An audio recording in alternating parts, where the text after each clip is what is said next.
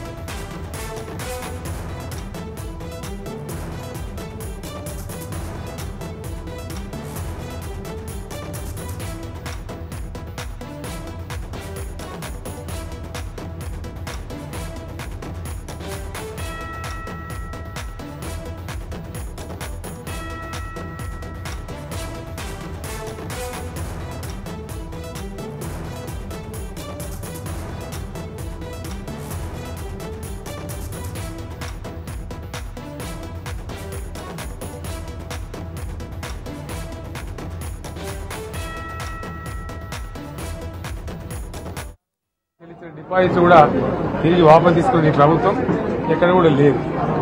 అత్యంత అడుగు వర్గాలు అని డబ్బా కొట్టినట్టు కొడుతూనే వాళ్ళు గొంతు కోసింది ప్రభుత్వం. దళిత వర్గాల కోసం గళితంలో ప్రవేశపెట్టబడ్డ విప్లవాత్మకమైనటువంటి దళిత బంధు పథకాన్ని ప్రస్తావన కూడా లేదు. ఇది చాలా దురదృష్టకరం. దళిత సమాజం పట్ల వీళ్ళకు ఉన్నటువంటి నిర్లక్ష్యానికి, వాళ్ళ ఫ్యూడల్ విధానానికి ఇంతకన్నా గొప్ప నిదర్శనం కూడా అవసరం లేదు. అదేవిధంగా మత్స్యకారులకు భరోసా లేదు, ఎవరికి కూడా చెప్పుకోదగ్గ భరోసా లేదు. ఇందులో విశేషం హైలైట్ ఏంటంటే ఆర్థిక మంత్రి ప్రతి మాటను ఒత్తి ఆ డబ్బు వచ్చినప్పుడు అదేందో పెద్ద మహాప్రపంచం విషయంలాగా ఒత్తి చెప్పడం తప్ప కొత్తది ఏమి లేదు. ఒత్తి పలుకులు పలకడం తప్ప కొత్తగా చెప్పింది ఏమి లేదు.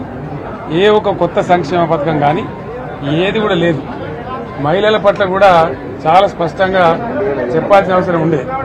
కానీ వాళ్ళు మేము 1,00,000 కోట్లు ఇస్తాం అన్ని రుణాలు, ఆ రుణాలు వీళ్ళేదో ఇస్తున్నట్టుగా అది ఆల్రెడీ ఉన్న స్కీమే, నథింగ్ న్యూ అబౌట్ ఇట్, ఏమి లేదు. వెరసి ఇష్యూ